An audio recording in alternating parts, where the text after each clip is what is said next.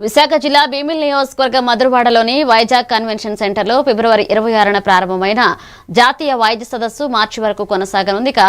AP చరిత్రలో తొలిసారిగా నిర్వహిస్తున్న ఈ ప్రతిష్టాత్మక సమావేశానికి దేశ విదేశాల నుంచి సుమారు 800 మంది ప్రతినిధులు, వైద్య నిపుణులు హాజరయ్యారు.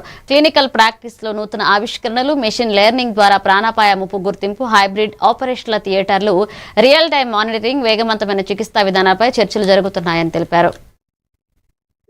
ఆ తర్వాత ఆల్రెడీ అతని హార్ట్ దెబ్బతింది, అతనికి బైపాస్ చేయాల్సి వస్తుందంటే మనం ఏం చేయాలంటే ఆ పేషెంట్ను ప్రిపేర్ చేయాలి.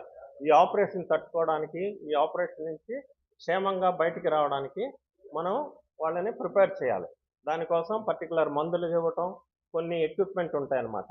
అవి లోపలికి ఇన్సెట్ చేసి బాడీలో హార్ట్ పంపింగ్ ఇంక్రీజ్ చేసి ఆ తర్వాత వాళ్ళు సేఫ్గా. ఇప్పుడు ఎనస్థీసియా రోల్ ఏంటంటే మొత్తం ఇవ్వటమే కాదు, ఆ పేషెంట్ని సేఫ్గా మొత్తం post operative period after operation కూడా చూసుకోవాలన్నమాట. ఎనస్థీసియా రోల్ అంటే సర్జరీకి మట్టికి కాదు, లోపల ఒక ఇంజెక్షన్ ఇచ్చి ఎనస్థీసియా ఇవ్వటం కాదు. ఎనస్థీసియాకి ముందు వాళ్ళని అసెస్ చేసి వాళ్ళు ఫిట్ అవుతారా లేదా ఆపరేషన్ కానీ చూడటం, ఆపరేషన్ టైంలో పేషెంట్ని కంప్లీట్గా మానిటర్ చేయటం, ఆపరేషన్ అయిన తర్వాత పోస్ట్ ఆపరేటివ్ ఐసీయూఆర్ పెడతారు. అక్కడ ఒక 2-3 రోజులు పెట్టి వాళ్ళకి ఏ రకమైన ఫ్లూయిడ్స్ ఇవ్వాలి, యాంటీబయాటిక్స్ ఇవ్వాలి, మందులు ఇవ్వాలి.